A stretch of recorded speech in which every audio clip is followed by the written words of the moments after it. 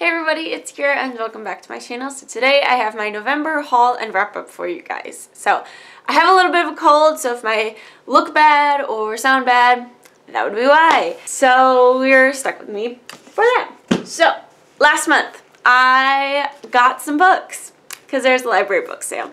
So I got a whole stack of them and they were all like $1 or $2 basically. So love library book sales, my favorite things ever. So first up we have Kingdom Keeper's Inheritance. Now the only reason that I got this is because it's actually an ARC, which is super exciting for me to find. I think this is like, yeah, I actually hadn't even read the back of this, but it's the Kingdom Keepers are all grown up. Their kids are following in their footsteps. So it's must be about their children. I loved this book series, the Kingdom Keepers series by Ridley Pearson. But the thing is, it's a little bit like Maximum Ride, just in the fact of like, there are too many books. Like, it needed to just stop a while back. Now, Maximum Ride just like is bad overall in a lot of ways, and I love the first few books of the Kingdom Keepers series. I think it's like the first 4 or 5 are like really, really good, but then like after that I'm like, I don't even remember what happens in them anymore, and I don't think I've even finished reading all of them, but I literally just got this because it's an ARC and I thought that would be really fun to have. Next up we have Crazy Rich Asians by Kevin Kwan. I still have not read or seen the movie version of this. As you can see, it was a book club book, but they either got new copies of them or it stopped going out for our book club stuff. So they were selling different copies. So yeah, I'm excited to like have my own copy and actually sit down and read this book. Same thing with Wonder by R.J. Palacio, I think is how you say it. I have not read this book. Don't know how. I haven't done it. And I haven't seen the movie either, but I know that it's a really, really heartfelt and good like children's book. So I'm very excited to get to it. Then we have The Glass Castle by Jeanette Walls. This, I know a couple of my friends have read this actually. I just have not. So I thought might as well get my own copy. Then we have Undertow by Michael Buckley. This one just looked very interesting. It's like words are hard right now. There's the arrival of 30,000 Alpha, a 5-nation race of ocean-dwelling warriors. So kind of dystopian-y kind of vibe. That's what I'm getting from the cover, basically. But I thought it looked interesting. And then we have Passenger by Alexandra Bracken. This one I know has something to do with time travel. I really enjoyed the Darkest Mind series, but I haven't read anything else, I don't think, by Alexandra Bracken. But yeah, very much enjoyed the Darkest Mind series and thought this would be fun to have, and again, was really cheap. And then the other book that I got in the month of November, this one I actually bought for myself, but that is The Infinite Noise by Lauren Shippen, which I will talk about more in a moment, but basically just wanted to have my own copy, so just went ahead and bought it.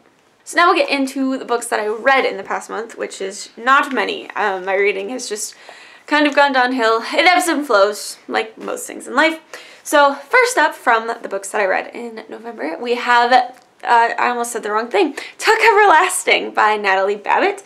So this is the original book that then the movie was made off of and then the musical was made off of. So actually I found the musical first. Saw a bootleg of the musical and thought it was really cute and fun. I still have not seen the movie, but I finally checked out this book and read it. I read it in like a day. I honestly couldn't tell you very many of the differences between the book and the musical. Except for the ending. They added in a character in the musical who I believe was supposed to be like closer to Winnie's age, and then they have this really beautiful piece at the end of the musical after like she says goodbye to the Tucks, where she decides, like after she puts the spring water on the toad, it's just like her growing up and like living her life and stuff, and it's really, really pretty and beautiful in the musical. And I was kind of sad that they like didn't have anything like that in the book. So I think that was like my biggest complaint about it. But it was cute and fun, just a good, solid children's book. I feel like I didn't have as much of an emotional connection to it as I might have if I'd read it when I was younger. But oh well. After that, I reread The Infinite Noise. Who is tired of hearing me talk about the Bright Sessions? I don't know, but I don't care. It's my channel, so I'm gonna do that. So basically, if you don't know, The Infinite Noise is based off of this podcast series called The Bright Sessions, and the original podcast is about this therapist for people with superpowers, and so one of her clients is this high school boy named Caleb, who is an empath, so he can feel everyone's emotions. And there's one boy in one of his classes, in his English class, whose emotions kind of like almost like quiet everything else that's going on around him. And so his therapist, Dr. Wright, says, why don't you get to know this boy? So The Infinite Noise is just Caleb and Adam's story from before they meet through, I think it's the beginning of season 3 if you're looking for the podcast version. It's literally just two cute boys falling in love, and one of them is an empath, and it's just so amazing. Honestly, okay, it's not, I will be honest, this is not the best book I've ever read. It's a good book, but it's not, like, incredible. But it's just because I already love these characters and this world that I just feel so drawn to it. I was originally rereading to do, like, quote-unquote research for something I was writing, but then I was just kind of skimming through it, and then I ended up reading it and annotating it. So I used blue and yellow and green sticky tabs. That's one of the things they talk about also, you can see from the cover.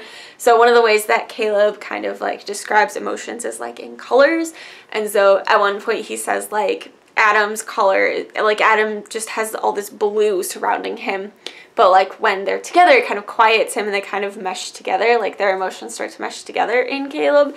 And so like if Caleb is yellow and Adam is blue, then they make green. And then there's this whole thing about them like staying in the green. And it's just so cute and fun and I love them. So yeah, I just love them so much. And then similarly, I also reread Some Faraway Place by Lauren Chapin. But this one I read in audiobook form, which was devastating.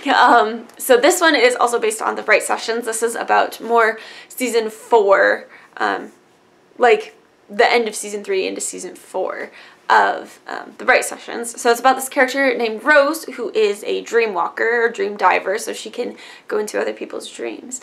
And then there are also these letters from Damien, who is a character introduced earlier on in the podcast, whose ability is mind manipulation, so he can make people do whatever he wants them to do.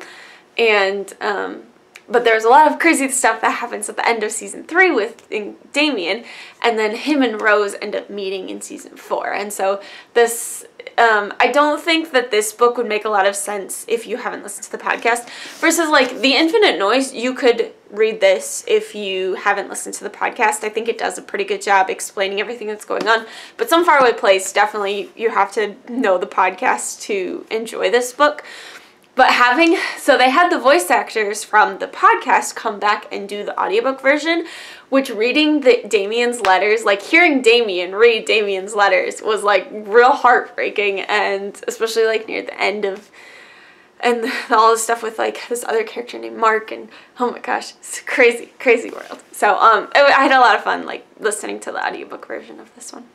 The last book that I read in the month of November is The Dead Romantics by Ashley Poston. So I'll be honest, this had been on my, well, I'd been waiting on the holds list in my library forever since it came out, basically. And I wasn't expecting to get it, so when I got it, I was like, ah, surprise! But then I was like, I don't actually know what this is about.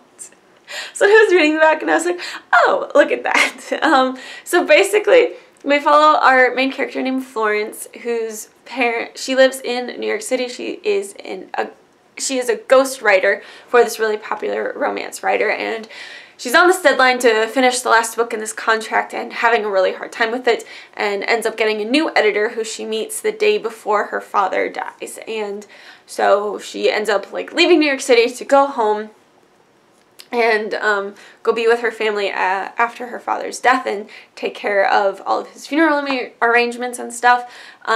And then she finds out that her new editor has also just died, and she can see his ghost. So you find out really early on that Florence can see ghosts. It was a gift that her and her father shared. But she like hasn't really interacted with the ghosts in like 10 years. But then her new editor, who she just met the day before, and who isn't much older than her, like ends up haunting her and like following her around her hometown. And so she has to deal with not only like being home for the first time in 10 years and dealing with her father's death and everything like that, but also has to deal with this ghost of this editor who she just met the day before. So it's cute and fun and a good romance. Although like I don't know if it was just like because I had some family stuff going on too and I read this like so fast. It did feel a little disjointed to me, but I don't know if that was because like my brain felt disjointed, like because of family stuff that's been going on. It's possible that that was just me. I still found it really fun and enjoyable, but it did feel a little weird. But I enjoyed like the way that they described grief, that Ashley Poston describes grief in here is really cool. So I'm talking so fast, I don't know what's going on, I'm sorry. So yeah, that is it for my video. I am exhausted mentally and physically, so don't expect too many things coming up in this next month. I'll try and do some end of the year wrap up stuff, if I remember to do so. Or it will just be in the beginning of the new year. Who knows? So yeah, that's it for this video. Thank you guys so much for watching. I hope you enjoyed. If you want to follow me on social media, all my links will be in the description below. I cannot talk. Thanks again for watching, and I'll see you next time. Bye!